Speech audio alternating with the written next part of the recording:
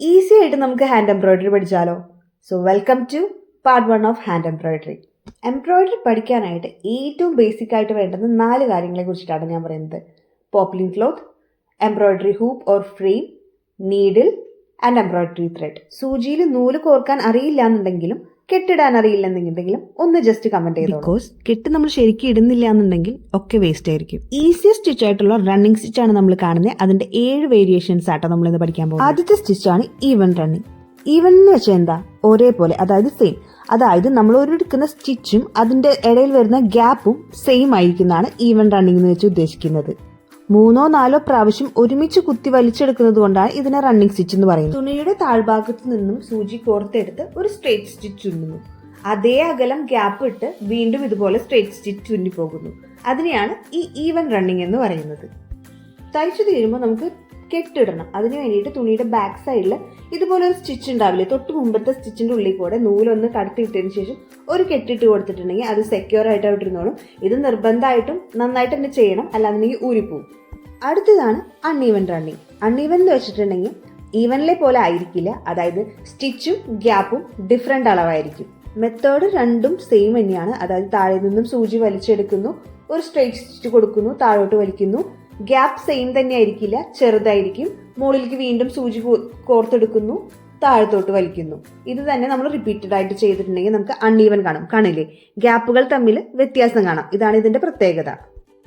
മൂന്നാമത്തെ running stitch ആണ് whipped running. ആദ്യം തന്നെ നമുക്ക് ഈവൻ റണ്ണിങ് ആണ് ചെയ്തു കൊടുക്കേണ്ടത്.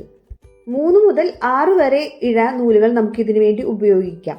കാരണം ഇത് കുറച്ചും കൂടി ബോൾഡ് ലുക്ക് തരാനായിട്ട് സഹായിക്കും. അതുപോലെ തന്നെ 7 or 8 സൈസിലുള്ള നീഡിലായിരിക്കും നമുക്ക് ഇതിന് കുറച്ചുകൂടി ബെറ്റർ. ഇനി നമുക്ക് ആവശ്യം വേറൊരു കളർ നൂലാണ്. ഈ രണ്ടാമത്തെ കളർ ഉപയോഗിച്ചിട്ട് ഓരോ തയ്യലിനുള്ളിൽ കൂടിയും മുകളിൽ നിന്ന് താഴേക്ക് തുണിയിൽ തട്ടാതെ വേണം നമ്മൾ സൂചി വലിച്ചെടുക്കാനായിട്ട്. ഓരോ ദിശയിൽ തന്നെ ചുറ്റിയെടുക്കാനായിട്ട് പ്രത്യേകം ശ്രദ്ധിക്കണം. അല്ലെന്നുണ്ടെങ്കിൽ ഒരു അൺമാച്ച്ഡ് ആയിട്ട് നമുക്ക് തോന്നും. വീഡിയോ ശ്രദ്ധിച്ചാൽ അറിയാൻ പറ്റും, ഞാൻ സൂചിയുടെ പിൻവശത്തോടെയാണ് സ്റ്റിച്ചിന്റെ ഉള്ളിൽ ഇതുപോലെ എടുക്കുന്നത് കേട്ടോ. അടുത്ത സ്റ്റിച്ചാണ് ലൂപ്ഡ് റണ്ണിങ്.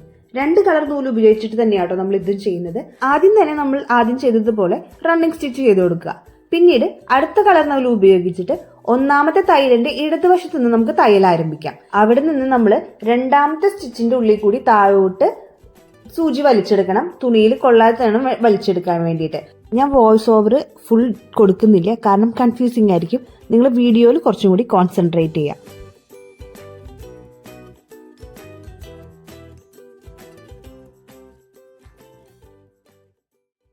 അടുത്ത സ്റ്റിച്ചാണ് Holbein stitch or double running. ആദ്യം നമ്മൾ ഒരു കളർ നൂല് വെച്ചിട്ട് സാധാരണ ചെയ്യുന്ന പോലെ തന്നെ റണ്ണിങ് സ്റ്റിച്ച് ചെയ്ത് കൊടുക്കുക. നമുക്ക് ഈവൻ റണ്ണിങ് തന്നെയാണ് കേട്ടോ ചെയ്ത് കൊടുക്കേണ്ടത്. അങ്ങനെ റണ്ണിങ് ചെയ്തതിന് ശേഷം നമ്മൾ വേറൊരു കളർ നൂല് ഉപയോഗിച്ചിട്ട് അതിന്റെ ഗ്യാപ്പുകൾ വരുന്ന ഭാഗത്ത് വീണ്ടും റണ്ണിങ് ചെയ്ത് കൊടുക്കുക. അതായത് ഡബിൾ റണ്ണിങ് ആണ്. അതായത് 2 റണ്ണിങ്ങുകൾ ഒരുമിച്ച് വരുന്നു. ഇതിന് ഗ്യാപ്പ് ഉണ്ടാവില്ല.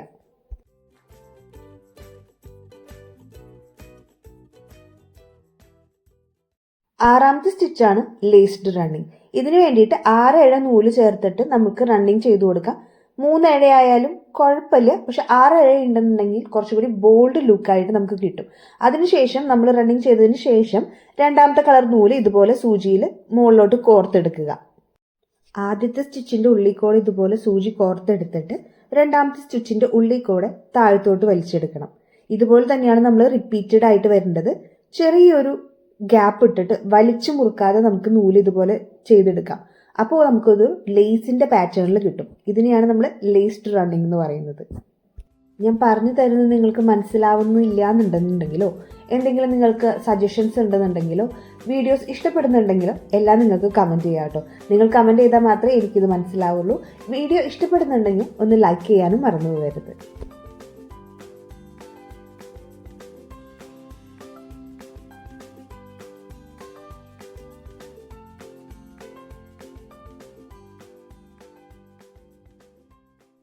നമ്മുടെ 7ാമത്തെ സ്റ്റിച്ചാണ് പാരലൽ ത്രെഡഡ് റണ്ണിങ്. സ്പെല്ലിംഗ് തെറ്റിയിട്ടുണ്ട്, ഡി അല്ല, പാരലൽ ആണ്. നമ്മൾ ഇതുപോലെ സ്ട്രെയിറ്റ് ആയിട്ട് പാരലായിട്ട് 2 റണ്ണിങ് സ്റ്റിച്ച് ചെയ്ത് കൊടുക്കുന്നുണ്ട്. 2 സ്റ്റിച്ചും അതായത് സ്റ്റിച്ചും ഗ്യാപ്പും ഒരേപോലെ ആയിരിക്കണം നമ്മൾ റണ്ണിങ് ഇതുപോലെ ചെയ്ത് കൊടുക്കേണ്ടത്. അതിനുശേഷം രണ്ടാമത്തെ കളർ നൂലെടുത്തിട്ട് ഇതുപോലെ നമുക്ക് ഒരു സ്റ്റിച്ചിന്റെ ഉള്ളിൽ കൂടെ എടുത്തു കൊടുക്കാം. നമ്മൾ ലേസ്ഡ് ചെയ്തില്ലേ, അത് ഒരു റണ്ണിങ് ആയിരുന്നു. പക്ഷെ ഇവിടെ നമ്മൾ 2 റണ്ണിങ് ചെയ്യണം എന്നുള്ളതാണ് പ്രത്യേകത.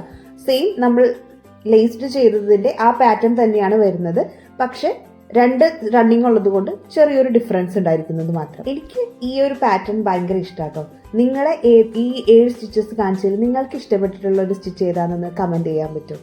അപ്പോൾ നിങ്ങൾക്ക് ഇതിൽ എന്തെങ്കിലും ഡൗട്ടോ കാര്യങ്ങളുണ്ടെങ്കിൽ